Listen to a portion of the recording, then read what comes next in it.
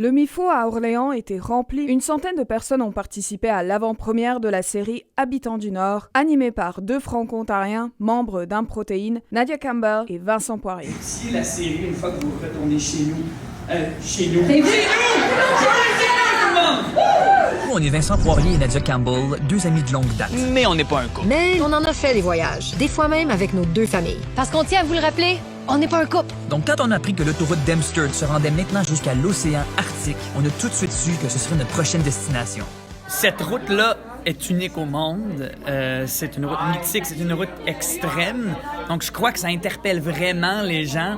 Ils veulent voir c'est quoi notre aventure, ils veulent la comprendre. Donc, je pense que c'est pour ça qu'il y a cet engouement-là, d'avoir une route qui traverse le cercle arctique et qui se rend à l'océan Arctique. Il n'y en a pas beaucoup dans le monde. Là. Donc, je pense que ça intéresse beaucoup les gens. Ça attire les curieux. Il y a même une dame que je connais pas, mais qui est venue me voir après le visionnement, puis elle dit « OK, je m'en vais dans 6 mois là, faire la Dempster. Quelle sorte de véhicule est-ce que tu as vu sur la route? Qu'est-ce que vous avez fait pour ci? Qu'est-ce que vous avez fait pour ça? » Donc, il y a des gens qui sont venus faire de la recherche. Oui, la c'est recherche ça, de voyage. Oui, puis on est de la région ici, donc la communauté, comme on voit qu'ils nous aiment.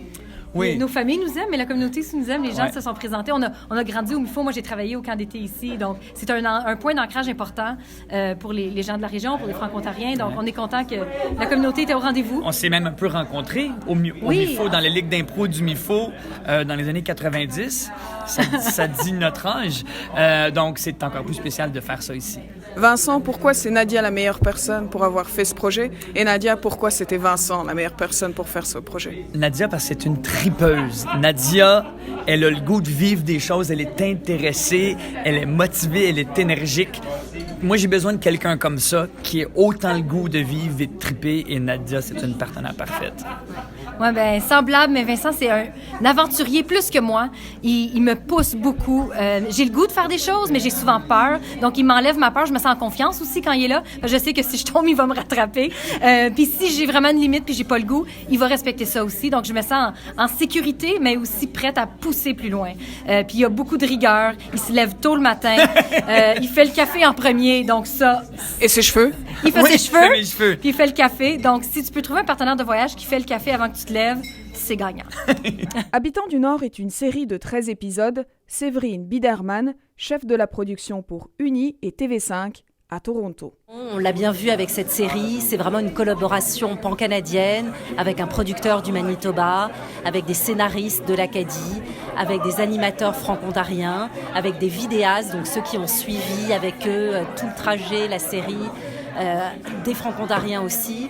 Donc c'est vraiment une collaboration, puis c'est ça l'esprit d'Uni, c'est vraiment de réunir et de bâtir des ponts entre toutes les francophonies.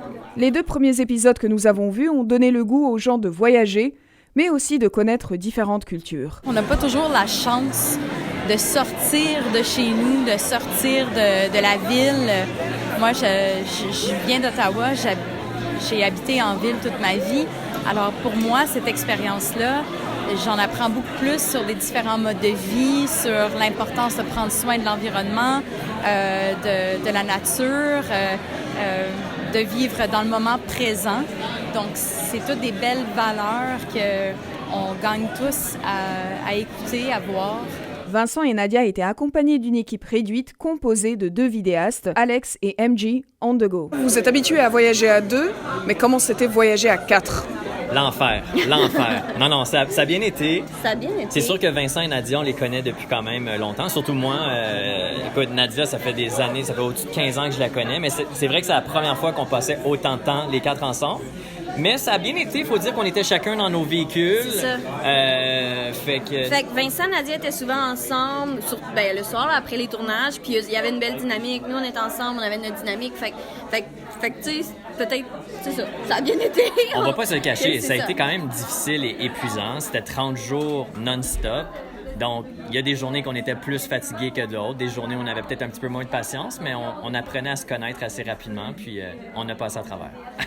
La série sera diffusée sur UniTV les lundis à 20h dès le 1er mai. Marie-Hélène, 94.5, Unique FM.